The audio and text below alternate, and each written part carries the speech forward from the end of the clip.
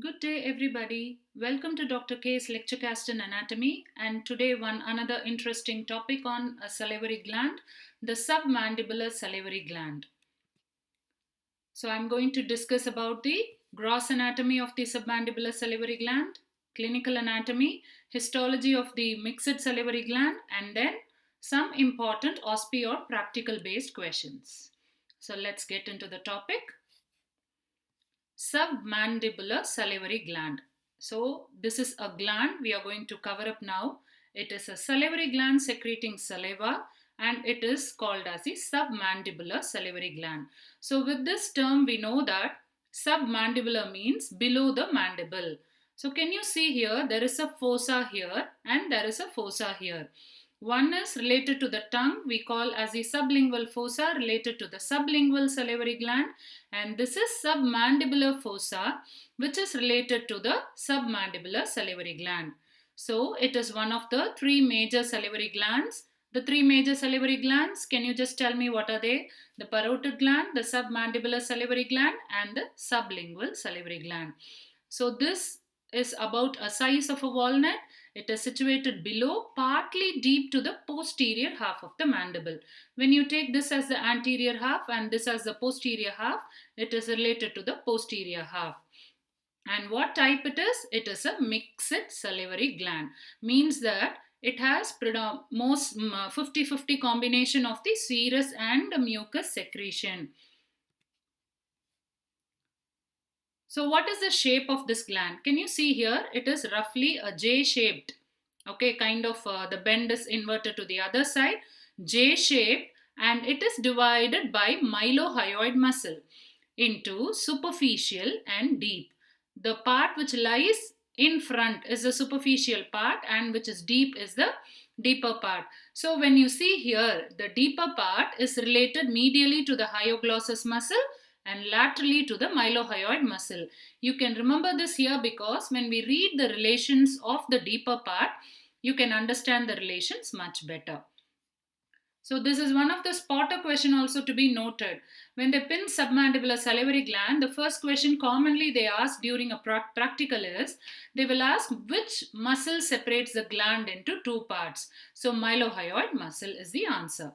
Again, we all know any gland is covered by a capsule.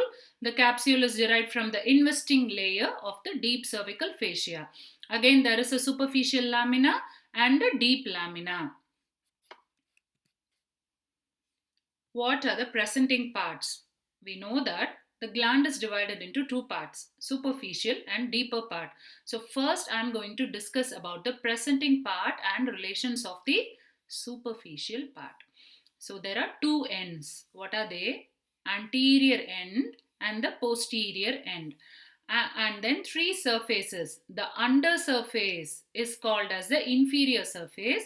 Medial surface, this side, is called as the medial surface, and then the lateral surface. So we are going to discuss about the under surface or the inferior surface of this superficial part, medial surface, and then the lateral surface of the submandibular salivary gland, that is the superficial part.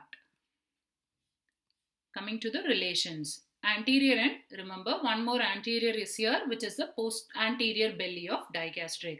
And posterior end, remember there is always a relation with the styloid process. Remember that way. So posterior end is related to one ligament called as the stylomandibular ligament. Can you remember one point here which I discussed about this ligament in parotid gland? So the investing layer of deep cervical fascia from the posterior border of the mandible to the styloid process is thickened. So this ligament separates the submandibular salivary gland from the parotid gland. So remember, posterior end is related to one ligament and this submandibular gland has an intimate friend. Friend for facial artery. So remember this. This is again a one more spotter question. They will pin the submandibular salivary gland. One possibility I told you, which muscle will divide the gland into two parts. Second possibility of asking a question is, which artery is related to the submandibular salivary gland? So write facial artery. Next comes the relations of the superficial part. S for S. Remember, superficial part can we see from here? First one is the skin. Next is the fascia. Superficial fascia. And can you see, since it is related to the neck, take one branch of the facial nerve. Neck means cervical branch of the facial nerve. Then is the facial vein. Skin, superficial fascia, one nerve, one vein. You have the deep fascia, and deeper to that you have the submandibular group of lymph nodes. So these are the relations of the inferior surface. Next is the relation superficial part, lateral surface. Just remember one thing, the submandibular gland is lodged in the submandibular fossa. Okay, so the lateral aspect is related to the fossa, means that the gland is here, I have removed the gland, so I am seeing the lateral aspect of the gland which is related to the submandibular fossa. Can you see here kind of muscular impression? Medial aspect of the mandible. So remember, medial pterygoid.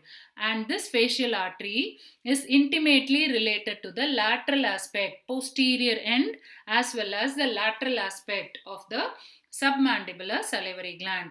This is what it happens. Can you see?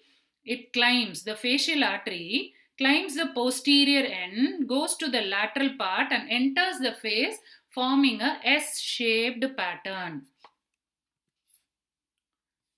Next is the medial surface.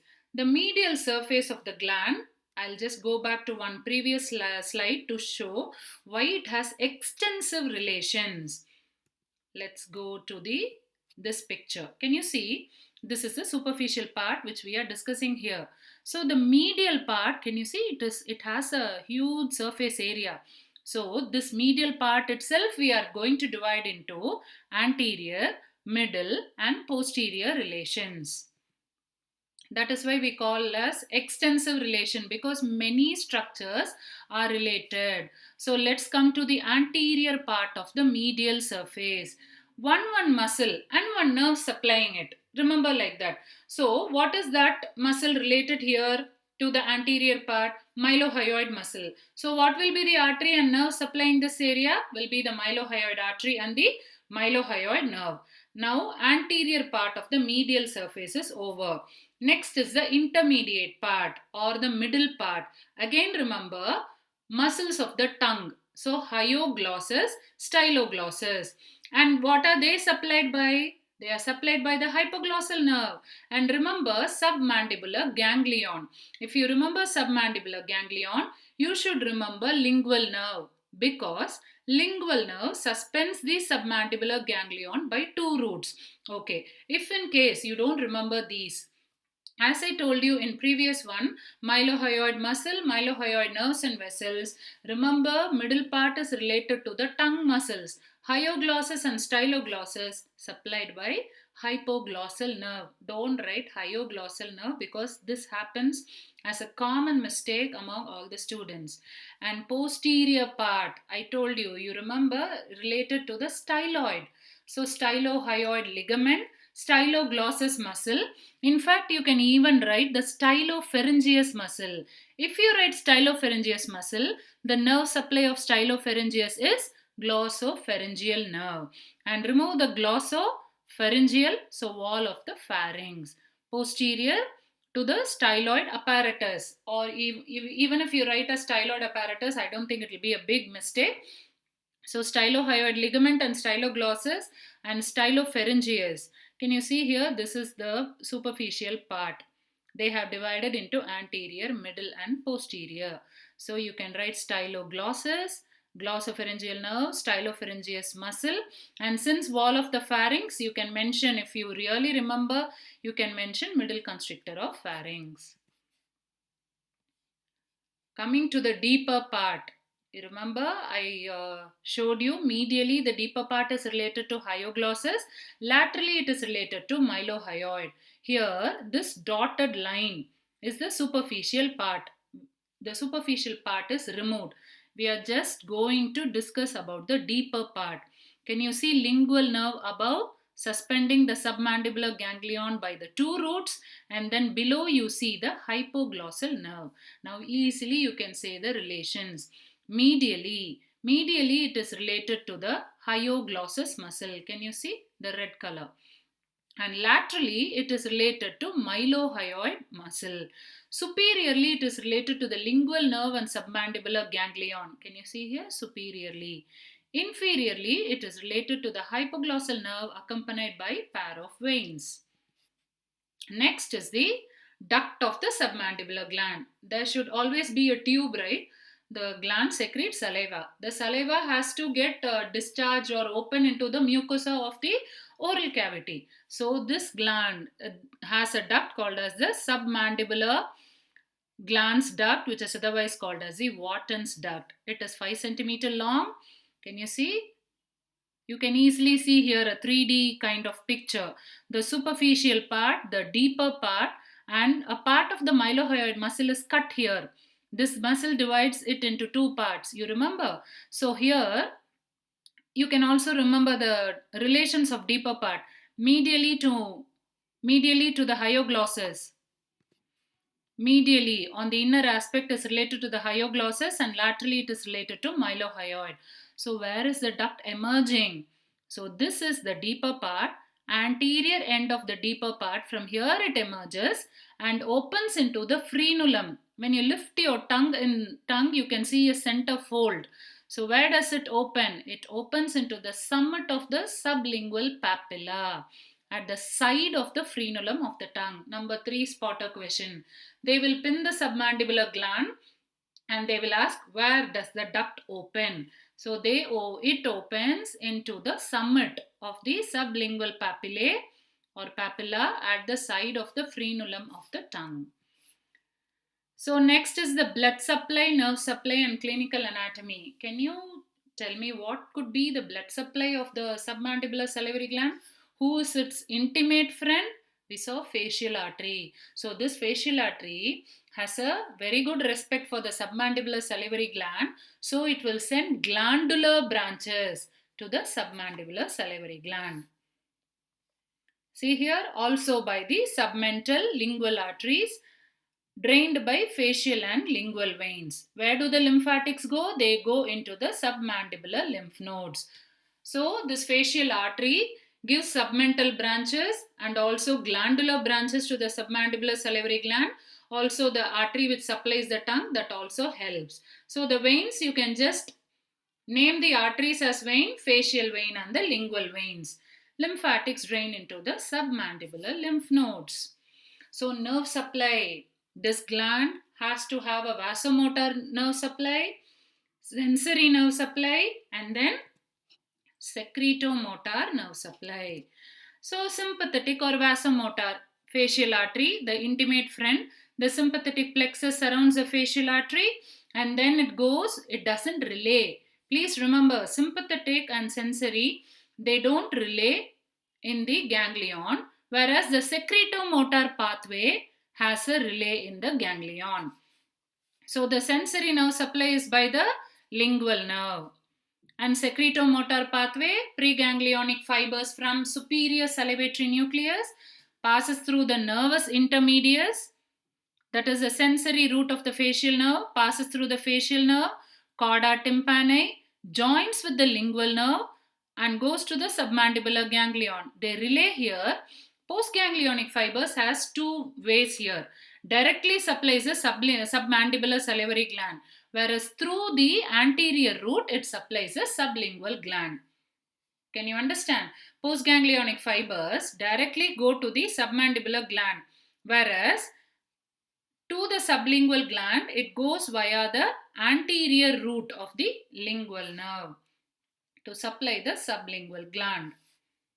Clinical anatomy.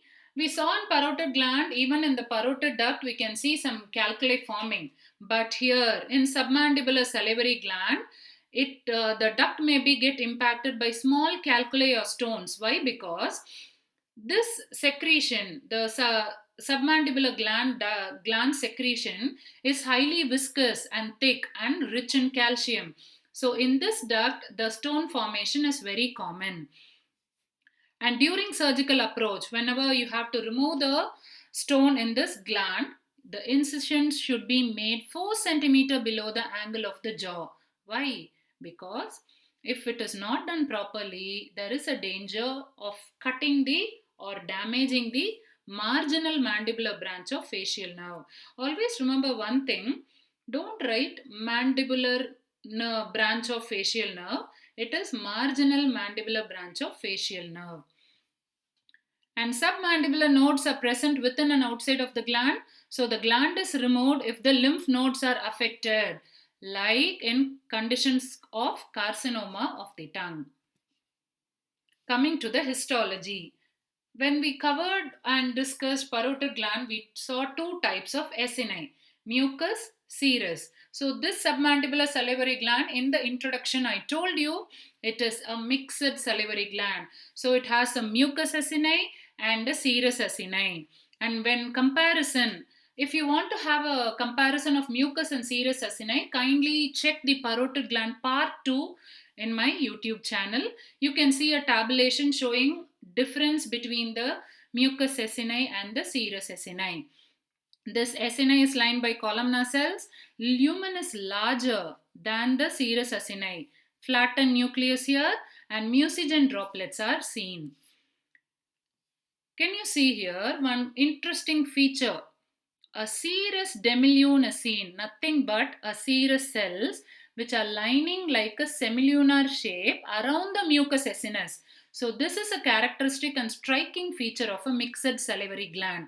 So you can write mucus acini, you can write about the lumen, you can write about serous demilune, mucinogen granules, a flattened nucleus and myoepithelial cells. As I told you, this myoepithelial cell is very necessary for squeezing the secretion into the lumen, which is carried by interlobular duct and finally a striated duct which opens into the oral cavity. So here can you see a 100x magnification showing serous demilune around the mucus acini, and here you can see serous acini, mucus acini, and the mucus acini here is lined by a serous demilune. So what are the possible OSPE questions? Let's have a quick brush up here. The gland will be pinned. What are the possible questions to be asked? Secretomotor pathway, where does its duct open? And name the structure which divides into two parts and to which artery it is intimately related to. So shall we tell the answer? Secretomotor pathway, remember superior salivatory nucleus.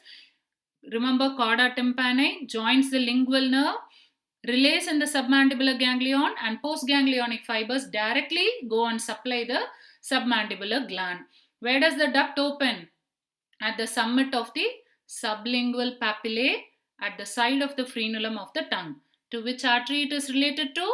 Facial artery. I may do few presentations for OSPE questions alone with relevant photographs of specimen and with all possible questions in my upcoming YouTube videos, and kindly take these slides and videos for a quick revision and do not take it as a guide for any treatments or clinical interventions. If you like my video and the way of giving the lecture and discussion, give a thumbs up and share it with your friends, which can be of some use, and give a subscription which really helps you to get notified when I upload the further lectures in future. See you all in another interesting gland. It is an endocrine gland and highly influential in our body, and mostly women have this hormone related issues of the gland. So keep guessing what it could be. I'll upload the video in another few hours. See you in another lecture.